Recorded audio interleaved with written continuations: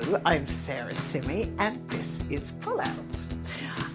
Today's magazine is March the 13th, 1976. It's just OK magazine. There's no OK and Hi bit, just OK.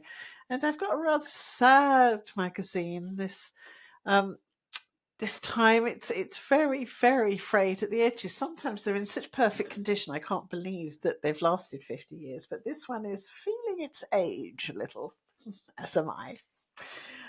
Anyway, some of the straplines on the front cover are selfish, unromantic, untidy, moody. That's the way boys are. What's your biggest groan about boys? And will your love last? A special quiz for you. And plus, when's old enough? Old enough? For what? We don't know. We shall find out. So, cracking straight in, this is because this is OK magazine. This format is slightly differently, so we haven't got the inner front cover ad, unfortunately. So let's find out, I think, will our love last? I think this is important to find out. So, let's find out, will your love last? Number one, go and have your hairstyle totally changed without telling him, or imagine it all. Then ask him what he thinks. That doesn't make sense. Does he say, A, what a mess, B, I'll get used to it, C, perfect, D, I hadn't noticed. 2, how does his hand feel when he is holding your hand? A, lifeless. Is he dead? B, warm and firm. Well, I'd say that was the winner. C, a grip of steel. Or D, questioning. What's a questioning handhold? That really does raise more questions than it answers. Number 3, how many of the following does he have for you? A, a pet name. B, a special wink. C, a secret sign language. Or a telephone ringing code. Oh, I love the telephone ringing code. Like, so 3 rings to say something. Number 4, are his parents A, hostile, B, anxious and concerned about you, C, blandly friendly, D, don't know them, you've never met them. Oh dear. This is classic. What do you think he would say if you asked him to give up smoking, drinking, and swearing? All the things he did in the 70s. Fantastic. A, you first. B, I'll try. C, why? D, unprintable. So he's not giving any of those up in a hurry. 8, you ring him up, and when he answers, you just say, guess who? What is his reaction? A, Lindsay DePaul. B, I don't know. C, it's you. D, wrong number. Oh dear. And then this just took me back, so I'm reading this one out. Tick off whichever of the following he has: a bank account, a savings account, a bottom drawer, or D, all your old love letters. Oh, a bottom drawer. That's what you popped all the things that you were going to take with you into married life. Oh, how lovely. Also on this page are the OK. There's some like OK gossipy bits and then some OK messages. I was particularly drawn to the OK messages today. It's just some random stuff. This one, Paul McCartney. You are wonderful and you're also beautiful and I love you even though you're married. And that's from a Paul McCartney maniac. I fear Paul McCartney may have had a restraining order against her. Urgent appeal. To the person who wrote the poem for James Dean, 1931 to 1955, which was published in the December the 20th issue last year, please get in contact with me. Jane, at Breed Place, Breed, East Sussex. I'd love to hear from you. Oh, Jane's got a sudden desire to get in contact with someone who wrote probably a fairly crap poem about James Dean. This one was intriguing. How about a smile? Stan and Martin, we love you. And couldn't you make it more than just a smile next time? Love, Lynn and Alison. Well, I wonder what they're after that's more than a smile. This one is titled Karen Quigley. Anyone know Karen Quigley, who moved house in September? At the time, I didn't know her well. Tell her to write to me, as I think she was a wonderful friend to me. She knows my address. Oh, Liz Perrett, 51 Carfield. That's it. Oh dear, oh Lord. This one. This sounds like the beginning of a song in a musical. But anyway, the title is To Two Wonderful Sailors. Jimmy Dodds and Derek Keenum. When we went out with them, they gave us wonderful times. If anyone knows them, please tell them we love them. I'll go straight for it. And would they contact us at 27 Island Way, Waterlooville, Hants? Love, Julie and Kim. P.S. Derek lives in Sunderland. Their ship is MHS Ark Royal or Drake. Oh God, you'd forgotten how difficult it was to actually find people. I'm sure that Jimmy Dodds and Derek Keenum could have been found in seconds on the internet now. But back in the day, you had to write to OK Magazine.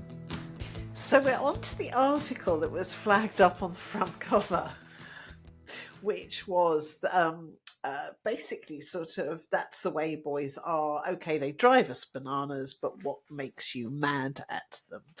It's going to be quite a lot, I think, judging by the very text-heavy article. So it's just like lots of girls talking about what they don't like about boys, because it's fairly obvious, really. So we'll crack on with this. A lot of you boys are too possessive. What Deirdre Dyer hates is the way I have to explain myself to my boyfriend. If I'm 5 minutes late, he goes on at me. Why am I late? Where have I been? Who have I seen? It's very annoying when boys are very possessive, but you don't expect you to be like Judith Duff's boyfriend.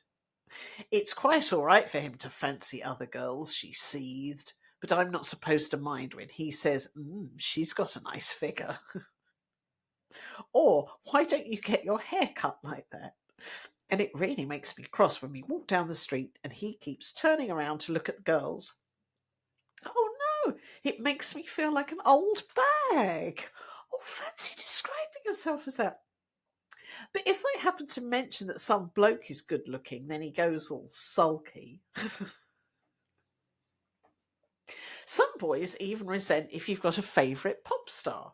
I think Les Gray is fantastic, Jenny Wiles, 16, told us, but my boyfriend gets furious if I talk about him. It's stupid, really, because I obviously can't have Les Gray. It's just that I think he's great. My boyfriend even gets angry if I play Mud's records. When they were on nearby, he wouldn't come with me to see them. In fact, I went with a friend, but he didn't want me to go. He sounds like horrible boys. Next bit. Dirty nails and dandruff. That's what I can't stick, explained Corinne Hills, 17. I think it's awful when you go out with a boy and he's got car grease under his nails. And his hands are all hard and horny. I think she just means that they've got rough skin. Don't think that means anything else, but could be wrong. hard and horny. And I hate it when they've got dandruff on there all over their shoulders. It really puts me off more than anything. I don't want to go near them in case I catch it. And spots, that's another thing. If you're kissing someone and put your hand on his neck and it's all spotty, ugh. Smelly feet, was all one girl who wished to remain anonymous would say. This is so funny. The way boys dress is a popular grouse too. Bicycle clips. Said Theresa Mason with feeling.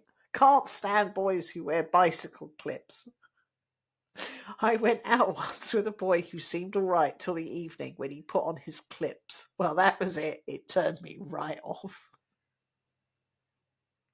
I don't think that's pertinent just to the 1970s. Teresa's sister Angela had loads to say on the subject of clothes.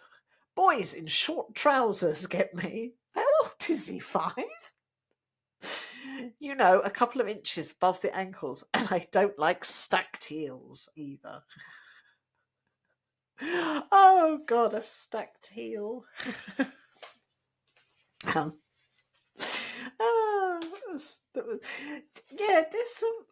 I tell you, if you read this article, I don't think you would have gone out with any boy in the 70s, but but Leslie Cork thinks her boyfriend makes too much fuss about the way she looks. Peter's always grumbling about my clothes and my hair.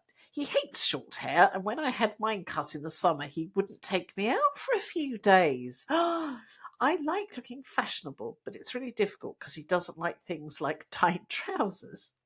I think they look great, but if we see a girl wearing them, he says, I hope you're never going to walk around like that. Oh, dear. Once you've been going out with them for a while, most boys stop being affectionate, if they ever were. Oh, my wordy. And then one of the last complaints, which made me laugh about boys, was the end. Boys always drink too much. Grumbled Morag, 18. They just can't hold their drink. It's disgusting when you're out with a boy and he gets really drunk and starts pouring you. I once went out with a boy who did that. When I kept pushing him away, he got really rude. I had to sort of drag him home and he was sick on the way back. I'm just onto a page called What's Okay, where they pick out things where it's okay or it's not okay to do certain things. This one is, it's okay to wear warm, bright coloured leg warmers. Definitely for chilly days in 1976. There's a lovely illustration of a girl wearing said leg warmers, although we won't ever know if they're coloured leg warmers because it's a black and white illustration. It's not okay to wear tons of thick makeup. This year's look is natural, so stick to it and you'll be noticed. It's okay to have pierced ears because there are lots of super earrings about. And there's a lovely illustration of a girl wearing said earrings. And it's okay to do exercise every day. Get super fit for summer, okay? Considering this this magazine was in March. Got quite some time to get super fit for the summer. Anyway, it's okay and it's not okay. That's good. Moving on, we're on to the first of the problem pages. Hooray! Yeah, this is quite an unusual combination today. So let's crack on. I like her so much. I'm in love with a woman teacher. She's slim, pretty, kind, and she teaches me for the first lesson on a Monday morning. And whenever she sees me, she says hello, which makes me like her even more. Bless. My friends are always saying what nice clothes she wears and how pretty she is, which makes things even worse. Oh, that's Jane. Well, I wonder. We don't know who's answering this. Let's get into the answer. You didn't tell us how old you are, but from your letter you don't sound that old, so we don't think that you so much love this teacher as perhaps admire her and like her a lot. When you are quite young and not all that sure about yourself, people who are poised, confident, and good looking can raise all kinds of feelings, including admiration, affection, and sometimes, with some people, a bit of envy. And if these people who seem so attractive notice you and are kind to you, that makes you like them even more, doesn't it? So don't worry, your feelings are quite natural, and probably some of your friends feel the same way but just haven't admitted it to anyone. That's kind of glossed over. Glossed over it, really. Next one. How can I find him? I met a boy on holiday called Dave. He is 16 years old and he lives in Hemel Hempstead. He was on holiday with his friend Kev and Kev's parents. We had our photos taken and I'll keep it forever. That's all I know about Dave. I don't even know his surname. And I've tried everything I can think of, but I've had no luck. Perhaps you can help me. Mandy in Northampton. I'm not sure there's much chance. Oh, we wish we could, Mandy. But unless some happy incident happens and you meet up with Dave again, we can't think of any way for you to track him down. Hemel Hempstead is quite a big place.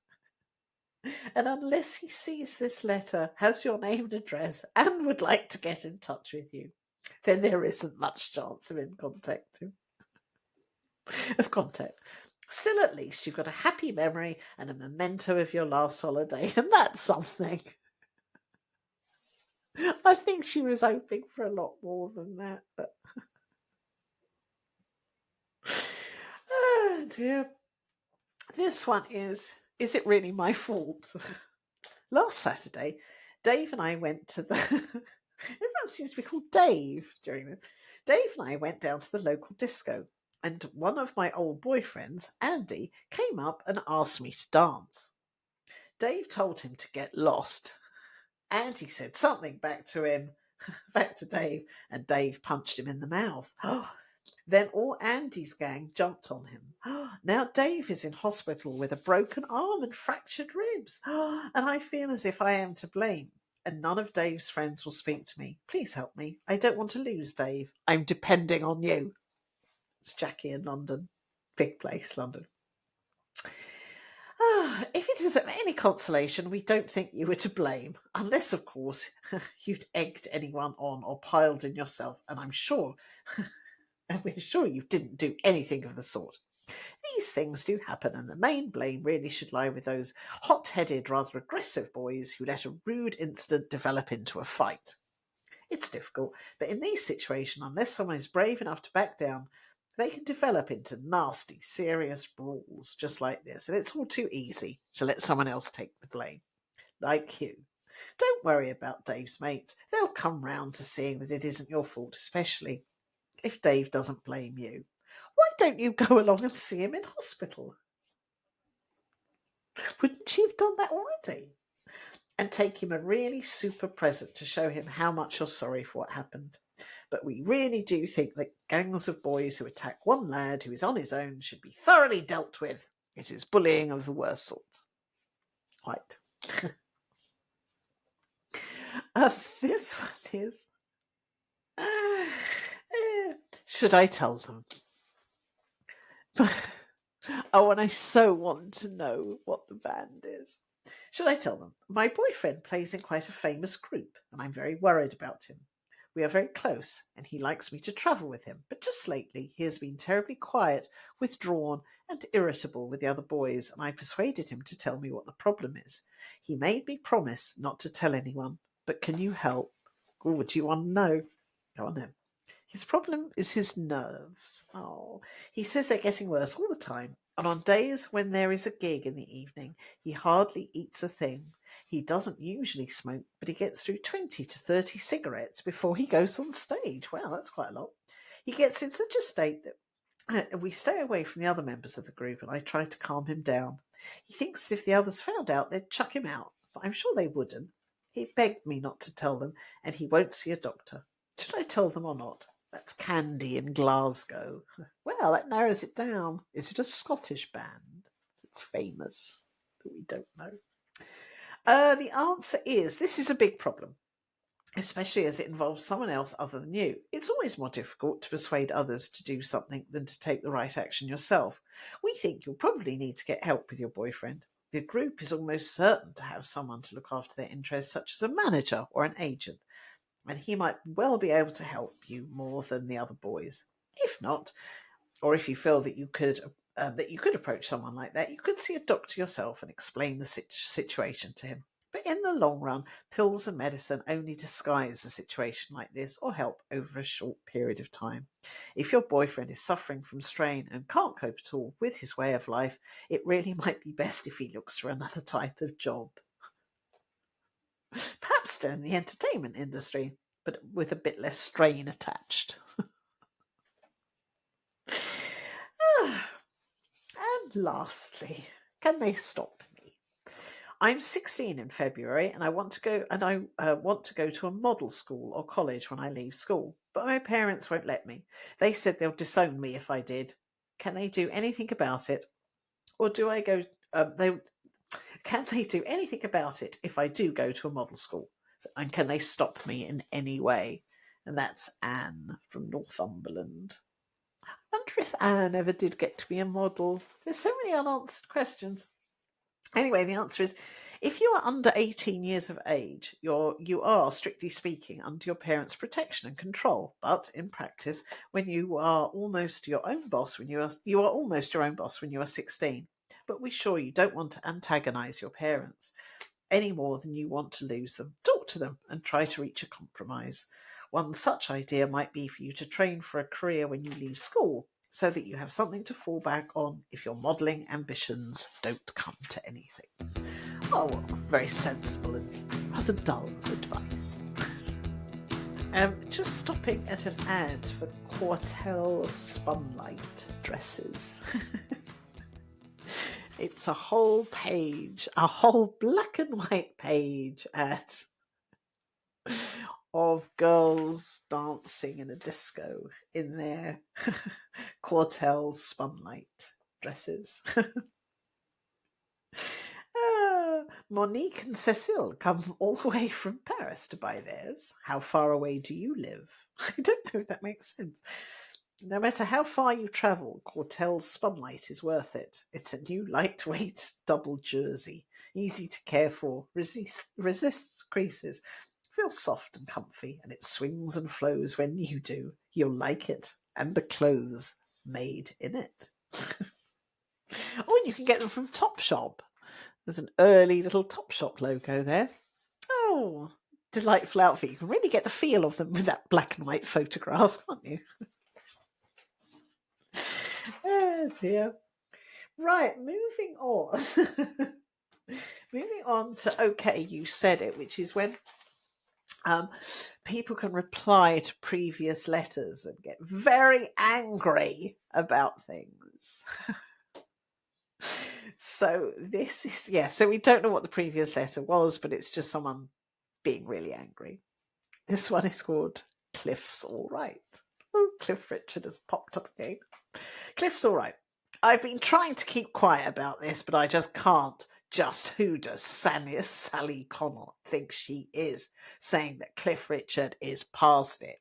Actually, Sally Connell is the woman that writes the articles about fancying all the men, so it's obviously where this popped up. In her words, he may have been wonderful 10 years ago, but in my words, he's still wonderful and could knock the spots off any group or person today.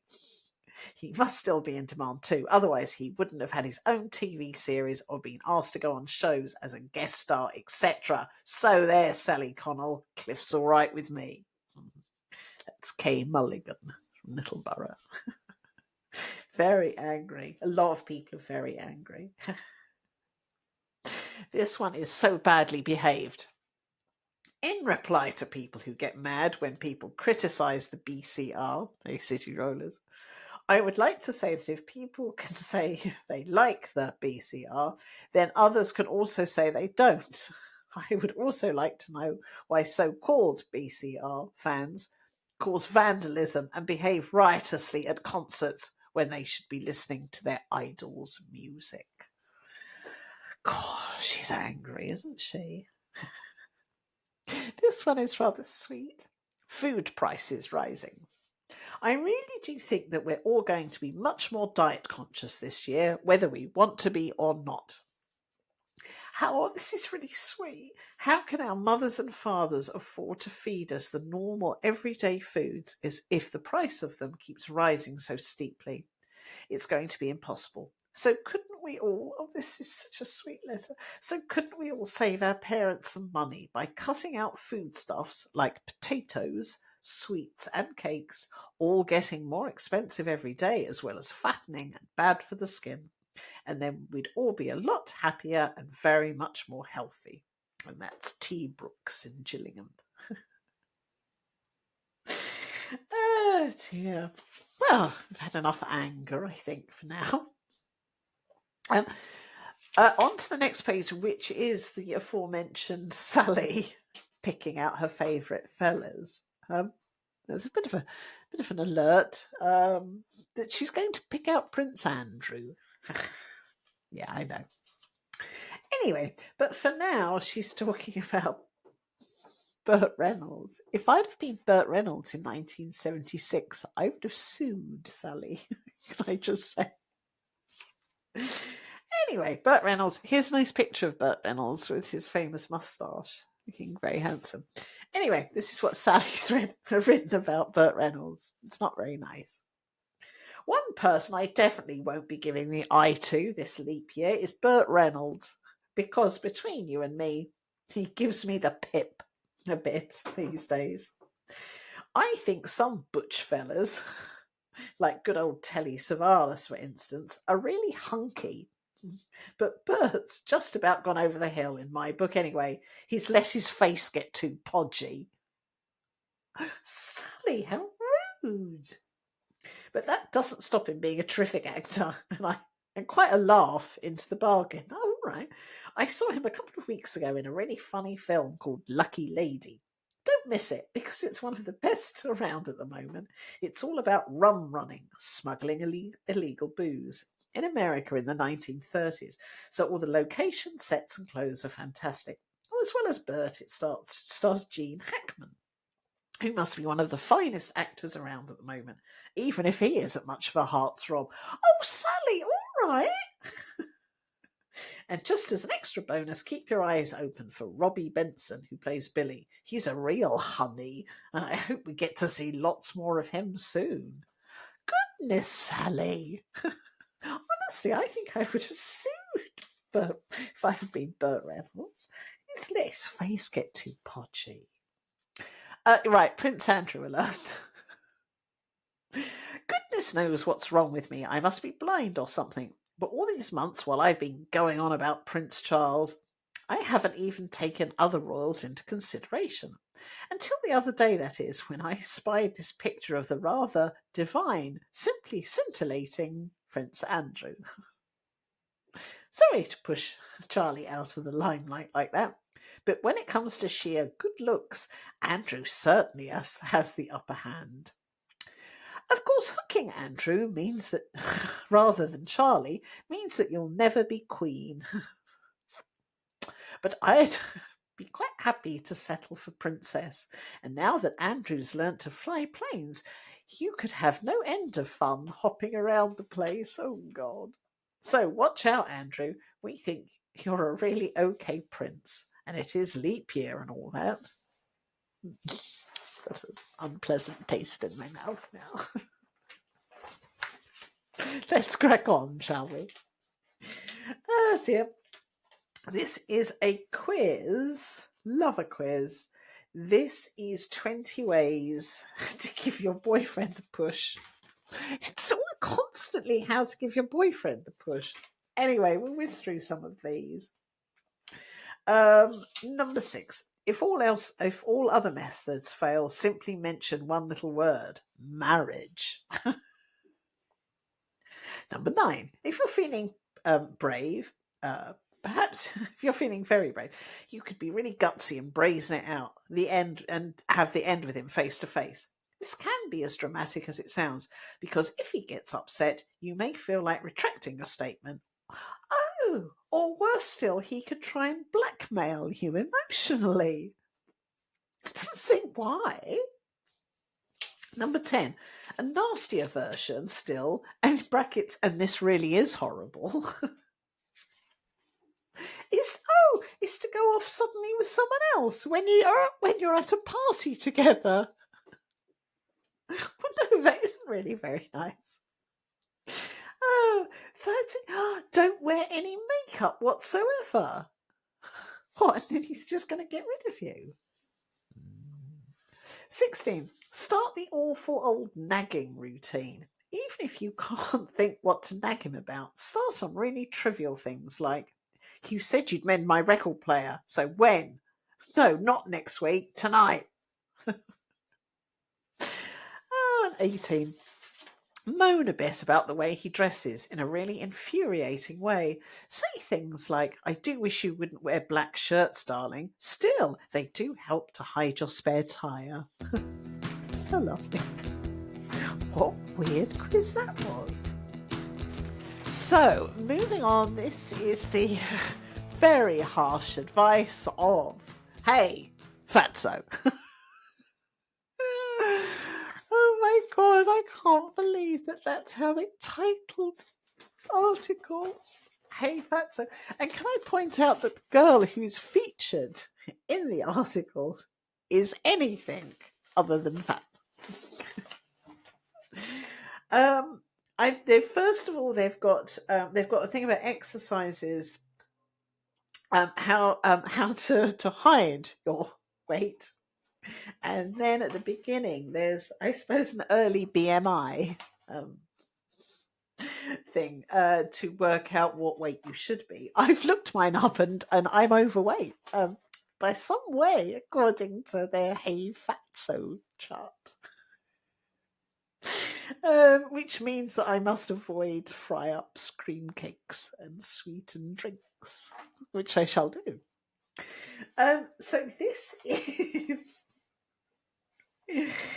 Oh dear. This is OK Cheaters. So this is fashion fiddlers to help you look slimmer than you really are. Number 1, always wear vertical stripes. They give you a slimmer outlook. This one made me laugh so much. When wearing a belt, choose a thick one. It helps to hold your tummy in. High, slender shoes help to give your feet and legs a slender appearance. Go for baggy trousers. They help to cover up fat thighs. Black is a good colour for making you look slimmer. We know it's not a very OK spring colour, but a black skirt or top can look great teamed with bright accessories. 6, wear the longer length cardigan. It will help if your hips and bottom are a bit big. 7, avoid low fronted dresses or tops if your bust is on the large size and you're not happy about it. Square necklines help to make it look smaller. Always choose dark coloured tights. They make your legs look slimmer. 9, fat arms. Especially at the top, look better if you wear loose elbow length sleeves. Cover up those fat arms. 10. But don't worry if you're too much overweight, because there's lots of pretty long dresses and skirts around to choose from that will hide away that odd bulge you don't want seen around. God. Ah, dear oh Lord. And there's a picture of a very, very slim girl wearing a very covered up dress, which obviously is covering all her enormous bottom, which she doesn't have. There's also at the bottom is OK, here's how to make your face look thinner, which is yes, applying makeup to make it says. Oh, this isn't at all offensive. Applying makeup properly takes time and practice. If you usually end up looking like a red Indian, then you have applied too much face makeup. Oh my word. And it's just all, yes, cream blushers, easy to apply, give a nice glow to your cheek. Wide faces can be made much slimmer by applying shader under the cheekbones. Find them by smiling in the mirror. They are under your smile pad, blending down towards your chin. That can help to cut down on the fullness. Apply highlighter to the tip of your nose and chin for a more pointed face effect. Good.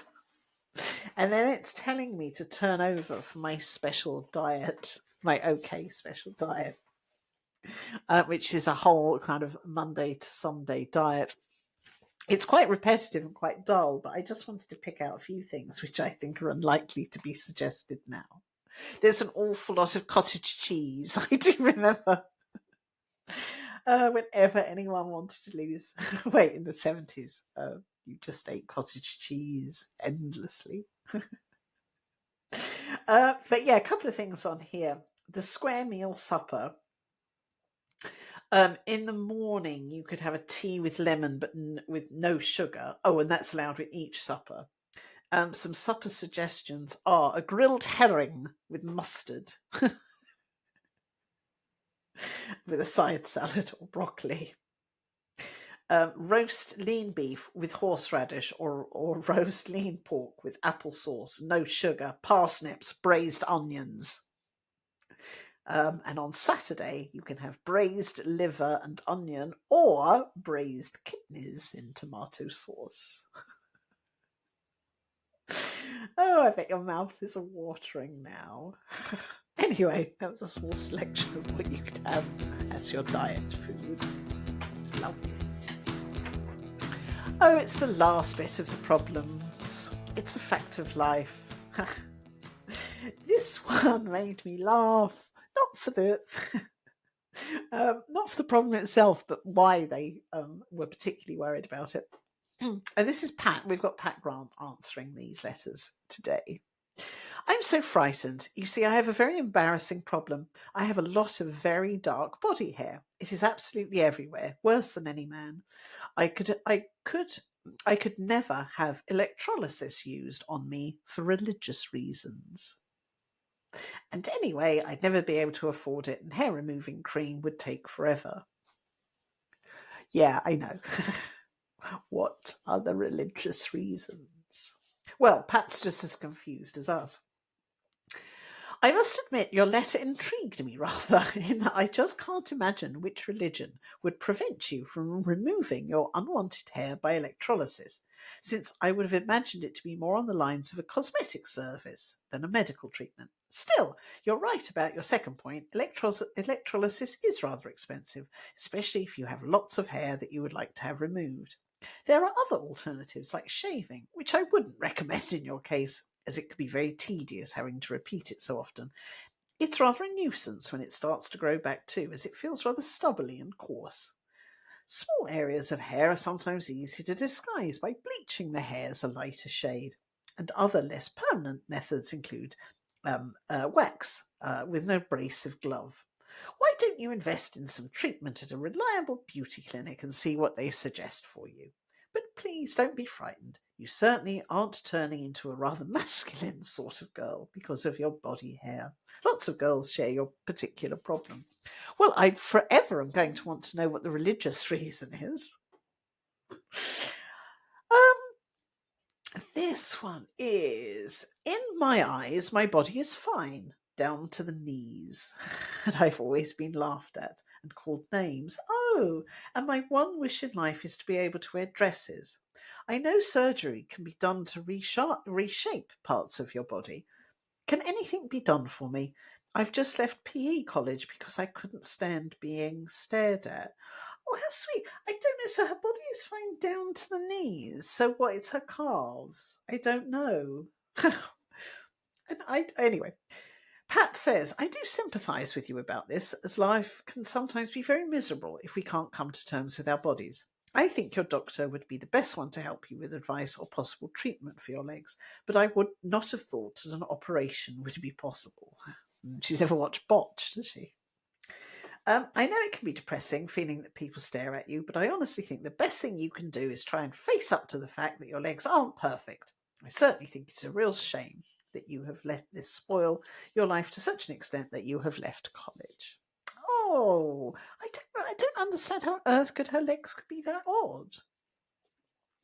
Finally, for It's a Fact of Life, Please can you tell me what happens when you first have sexual intercourse? Please don't advise me to buy a book, as we couldn't go out and buy one. No ordering off of Amazon in those days. Pat says, sexual intercourse and the relationships which are part and parcel of this, too complicated to go into properly in this column. Oh, Pat, pushing that problem over. So rather than add to your confusion by not being able to answer all your questions, I would rather recommend something to read. Well, she just said she didn't want something to read. But you don't have to go and buy anything. Okay. If you write to the Family Planning Association Book Centre, enough with the books. She specifically said no books. Family Planning Association Book Centre, 29 Mortimer Street, London, W1. They will send you their book list. Is she taking the piss now? She will send you their book list with a description of the books available and their prices. The books are sent out under plain cover, so no one need know what it is. She specifically said, don't tell me to buy a book. Oh, and Pat's mentioned buying a book about 4 times. Oh, Pat, I don't think you read that properly, did you now? Oh, we're almost at the end. I just wanted to pick out a couple of very quick things on the page of what's going on with Rick Sky. Various different gossipy bits about different celebrities. We've got Elton John, as ever. I just thought I'd read it because this is made up. Elton John, animal crackers. Elton John bought a new house recently, and as there's nothing better to make a new house more homely than pets, he decided to have an animal week and bought some cuddly creatures. First off was a rabbit called Clarence, then a few donkeys, and also a horse, which when I last heard hadn't yet been named. Elton will be alive and kicking here in April when he starts a huge tour of the country. Let's wish him lots of luck and hope he doesn't get hoarse, by the end of it. I can't believe that. And just, this is just a quick one. This is called Catch a Cabaret. Noddy Holder of Slade came back from the States, pretty starry-eyed. I've been told that one of his idols over there is Liza Minnelli, one of my idols too, and that he was sitting watching TV there one evening when her Cabaret movie came on. He had a videotape handy, so he taped the movie, and now, while he's over here, he's watching the movie over and over again as he thinks she's a real star. He also managed to catch the premiere of her recent movie, Lucky Lady. Oh, isn't that nice? He had a videotape. So that he could watch Cabaret over and over again. Oh, lovely. And just in that OK Swap It, the swap shop bit that I often pick things out from. This one, I don't know, it just took me back to the 70s. First of all, there's one. This is, I have a spring green shadow stick, a violet eye pencil, a rose pearly eyeliner, and a brown eyebrow pencil. I would like to swap these for white, pink, or red nail varnish, or any other colour or cream eyeshadow. They are all in very good condition and added together come to about 75p. Any offers sent to Anne Johnson, 42, Westdale Gardens, Burnage, Manchester. I'm assuming she'd used all of the makeup. Anyway. Oh, but it was the spring green shadow and the violet eye pencil really took me back. And also, will anyone swap Elvis Presley cassette Aloha from Hawaii via satellite for any Rubettes or David Cassidy cassette? That's J. Lockwood, 45 Ferring Hill, Ferring, Essex. Oh dear. Well, that's it. All we've got to do is the back cover, which is a fab colour ad, hurrah, which is the end of the 21 Day Jeans. which is all about wearing panty pads by DrWhites. That's it. She's got the most fantastic double denim. In fact, I would call that triple denim, as she's got a denim hat, denim jacket, and jeans. A lovely combination. Well, I hope you enjoyed that. That was OK Magazine for March the 13th, 1976. And I'll see you next time. Bye.